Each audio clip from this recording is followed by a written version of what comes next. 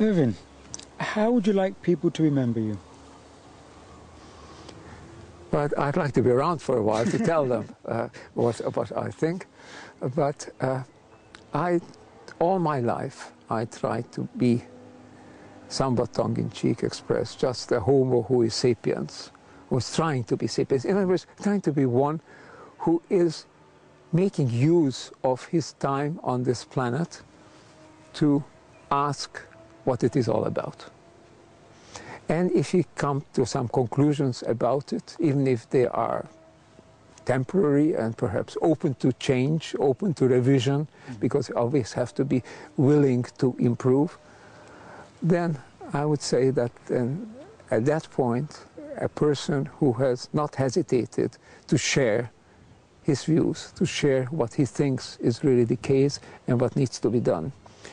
If we would be living in entirely stable times, I think it would be fine to devote one's lifetime to promoting the arts and culture and philosophy in a classical standard form.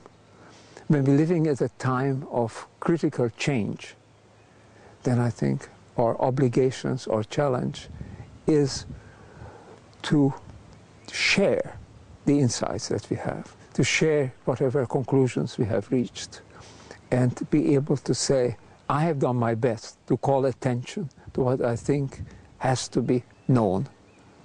And so I would like to be remembered, if you like, as a person who has had the courage to say what was on his mind, whether it's followed or not, whether it's ignored or not. I have never hesitated to come up with theories that people have thought, well, this is way beyond science, you're just dreaming. And then sometimes it has turned out 10, 20 years later that it has become science. So I don't care. I don't care about the immediate opinions or views or criticism of my fellow humans around me.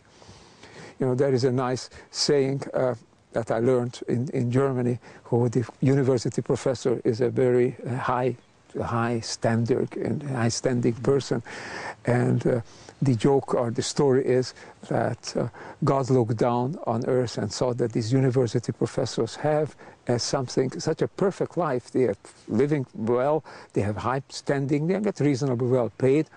Nobody really dares to criticize them. So he had to do something to redress the balance. So he has created the colleague. The colleague is one who keeps the person in check because he's criticizing. He says, you're going the wrong way, etc. You see. So I was the one who never worried about my colleagues. I did and still do say what I have in mind. And if people think it's crazy, that's their privilege to think so. Well, finally, Ervin, what question would you like to be asked, and yet we have not asked it today?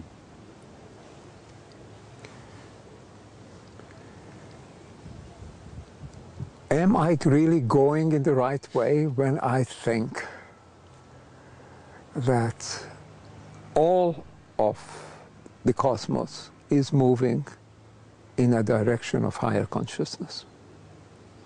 Is there something deeper underlying all of this reality? So that consciousness, mind, is not a kind of an epiphenomenon, but something very basic, something that is there, that is developing. Maybe it is the most basic factor, the most important factor in all of reality.